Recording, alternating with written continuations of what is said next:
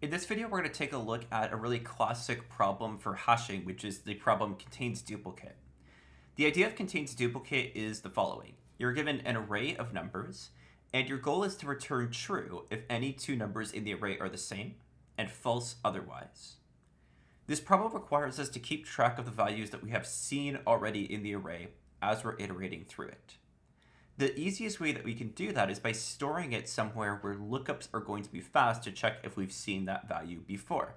The place where lookups are going to be fast is inside of a hash table. So the idea is that as we iterate through the array, we place each value that we've seen inside of the hash table, and then we check to see if we've seen that value before. And if we have, then we found a duplicate. If we haven't, then we continue on until we either find a duplicate or we reach the end of our list. So the code for this is actually pretty simple.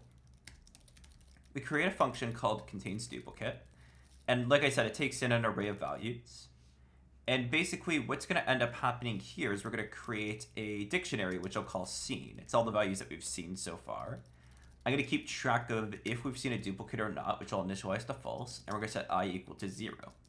We're going to say while not duplicate, so while we haven't found a duplicate value, and I is less than the length of nums. And what we're going to do is the following. We're going to say if the current value that we're at in the array is in the dictionary seen, then we must have encountered a duplicate. Otherwise, what I'm going to do is I'm going to place the value seen num at I equal to 1. And then from here, I'm just going to increment I by 1. And then finally, we'll come here and we'll return duplicate. So what's happening here is basically each time that we iterate, we check to see if the value we're currently at is inside of our dictionary. If it is, then we've seen a duplicate value, and we return duplicate to be true. Otherwise, what we do is we place that value inside of the dictionary. The reason why I set this equal to 1 is really I could set this to any value that I would like. The only thing that really matters is that this key exists in the dictionary, because this is what this if statement is checking. I just set this to 1 just simply because that's the value that I like to use in this case. I don't really need it. It's sort of like a throwaway value.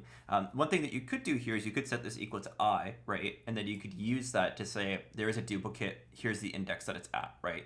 So we could keep track of something like that. But since the problem doesn't need us to do that, right now we can just set it to anything. In this case, I'll set it to 1, and we can continue on from there. I plus equals 1, of course, moves us through the iteration. By the end of this, it will tell us if we've seen a duplicate or not. The time complexity of this is a bit more complicated because of the hash function here, right? This, we figure, has an O of 1 average with a worst case amortized of ON, right? This right here always runs an ON. So in the absolute worst case, this is ON squared, right?